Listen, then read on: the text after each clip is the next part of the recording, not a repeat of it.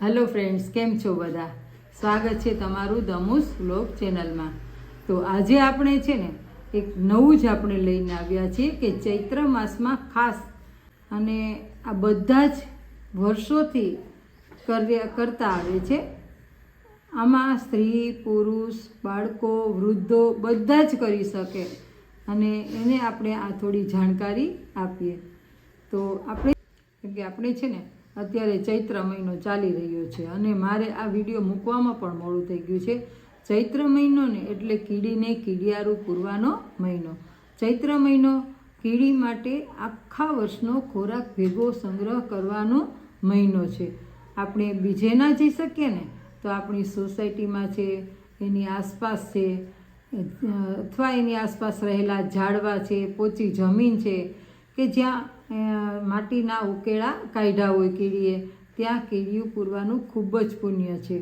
તો કીડિયારું બનાવવાની રીત પણ હું તમને આમાં જણાવીશ અને શેમાં ભરી અને મૂકું તે પણ હું તમને આમાં કહીશ. અને જો આપણે આપણા કરિયાણાવાળાને ત્યાં જઈએ અને પછી એને કહીએ ને કે કીડિયારું પૂરવાનું તમે બનાવી દો, તો પણ એ પણ આપણને મિક્સર તૈયાર કરી દે છે. અને હા, જેટલું બને ને એટલું આ શુભ કાર્ય છે ને એ રોજે રોજ કરીએ ને તો ચૈત્ર મહિનામાં તો ખાસ કીડિયારું પૂરવાનું. કેમકે ચૈત્ર મહિનામાં તો કીડિયારું પૂરવાનો ખાસ લાભ લેજો. કેમકે એક મૂક જીવ કે જે અબોલ જીવ છે એને સંતોષ આપવાનો પ્રયત્ન કરવો. આપણું એક મુઠ્ઠી કીડિયારું છે એ કીડીઓને ખોરાક વર્ષોનો બની શકે છે. કીડિયારું પૂરવાથી થતા લાભ જોઈએ ને તો ઘણાને તો એક સાંધે અને 13 તૂટે છે, પૂરું થતું નથી. તો મિત્રો, આપણે આપણામાંથી એવા પશુ પંખી જીવ જંતુને આપવું જોઈએ કે પહેલાં વહેલાં તો તે બતાવ્યું કે પ્રથમ આપણે ગાયને ગૌગરાસ આપીએ, પછી કૂતરા માટે આપણે રોટલી કાઢીએ છીએ. વડવાઓ છે ને પોતાના કર્જ ન રહે ને એટલા માટે ઋણાનુબંધમાં ન રહે એટલા માટે થઈ અને શું કરતા કે તેઓ આવા જીવ જંતુ અને ખોરાક આપતા મૂંગા પશુઓને કીડિયારું પૂરતા, રોટલી આપતા, આવું બધું આપતા. યુધિષ્ઠિર મહારાજ પણ કીડિયારું પૂરીને જ ધર્મનિષ્ઠ બન્યા હતા. દાદા ભીષ્મ પિતામહ, સંતો મહંતો કહે છે કે પુરાણમાં, ઉપનિષદમાં પણ કહ્યું છે કે તમારા જીવનમાં કોઈ પણ પ્રશ્નો ઉદ્ભવે તો કીડિયારું અવશ્ય પૂરવું. અને કયા મહિનામાં પૂરવું? તો ચૈત્ર માસમાં પૂરવાથી કીડીઓ છે ને તે આખા વર્ષનો ખોરાક છે એ એકઠો કરી લે છે. અને આપણામાં કીડિયારું છે એ કાયમ પણ પૂરવાનો ખૂબ જ રિવાજ છે અને કાયમ પૂરવું જોઈએ. અમે નાના હતા ને ત્યારે રોજ એક વાટકીમાં રોજ બનાવી અને લઈ જતા અને જ્યાં કીડીના દર હોય ને ત્યાં થોડું થોડું નાખતા. કેમ કે ઈશ્વરે બધું આપણા માટે નથી બનાવ્યું, પરંતુ ભગવાન પરમાત્માએ આપેલું ધન કોકને માટે થોડુંક આપતા રહીએ. માટે કીડિયારું પૂરવાથી શુભ ફળની પ્રાપ્તિ પણ થાય છે. અને જ્યાં કીડી દેખાય ત્યાં આગળ કીડિયારું પૂરવું. તમે ચોક્કસ કહું છું કે કીડિયારું પૂરવાથી તમારે સુખની પ્રાપ્તિ થાય છે. હા, પણ કીડિયારું છે એ એકદમ મુઠ્ઠી ભરીને એક જગ્યાએ નાખી દેવાનું નથી.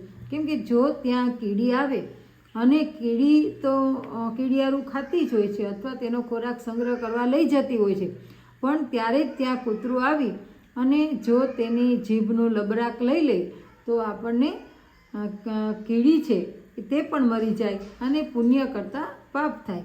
એટલે કીડિયારું છે એ છૂટું છૂટું વેરી અને નાખવું, જેથી કરી અને કૂતરા ત્યાં આવે નહીં.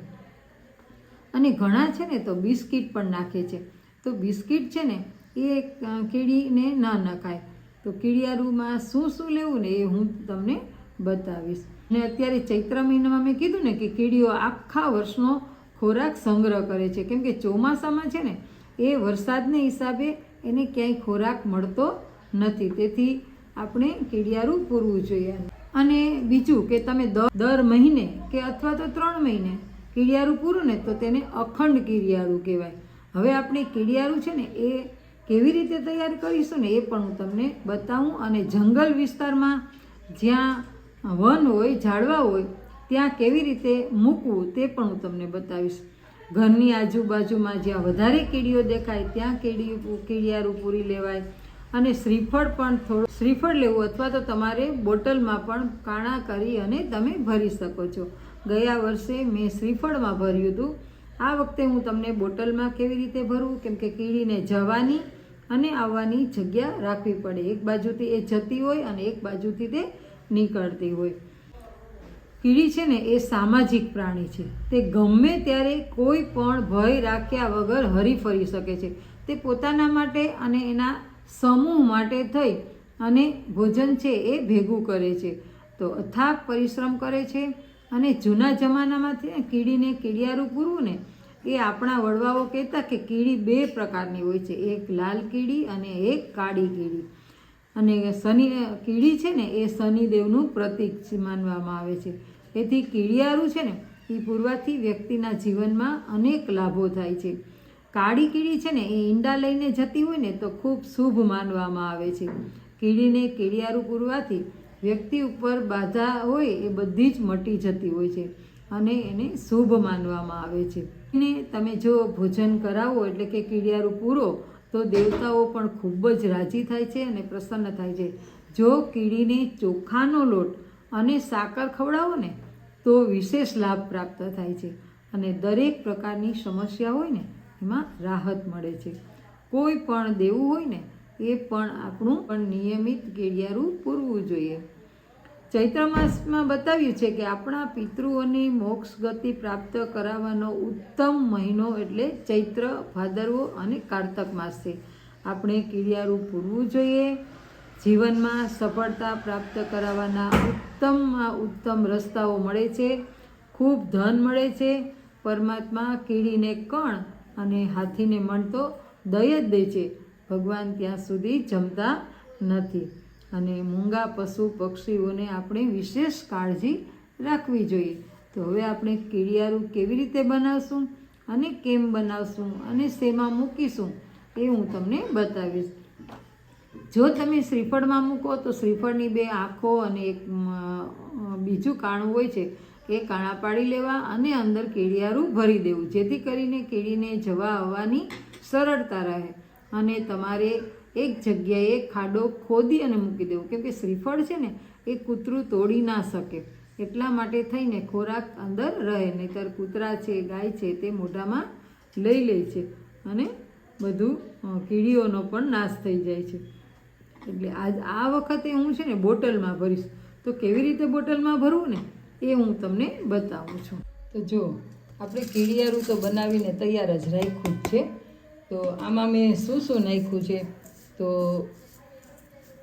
આમાં તલ છે, પછી રવો છે, ચોખાનો લોટ છે, ઘઉંનો થોડો જાડો લોટ છે, ખાંડ છે અને ઘી નાખ્યું છે.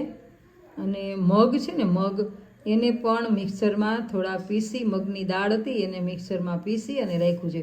આવું અધકચરું રાખવાથી કીડીને લેવામાં પણ સરળતા રહે છે અને એકદમ પલળી જતું નથી ચોમાસામાં. એટલે આવી રીતના મેં કીડિયારું બનાવી લીધું છે.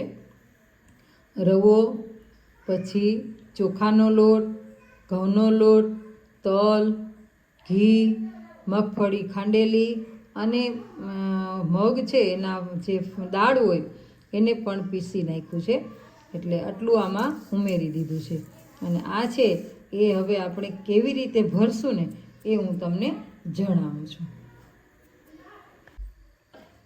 હવે જો આપણે આવી 2 બોટલ લઈ લીધી છે. આ બોટલ છે ને એને આપણે ગેસ ચાલુ કરી અને આ ચપ્પુ છે એને આપણે તપાવશું. તપાવ્યા પછી આપણે આમાં મોટા કાણા પાડી દઈશું.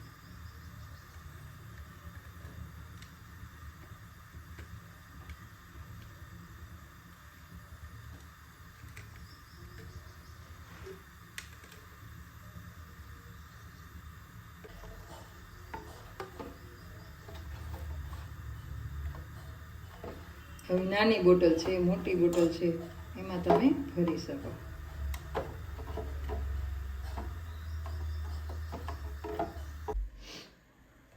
હવે આપણે આ કીડિયારું છે એ આમાં બોટલમાં ભરી દઈશું.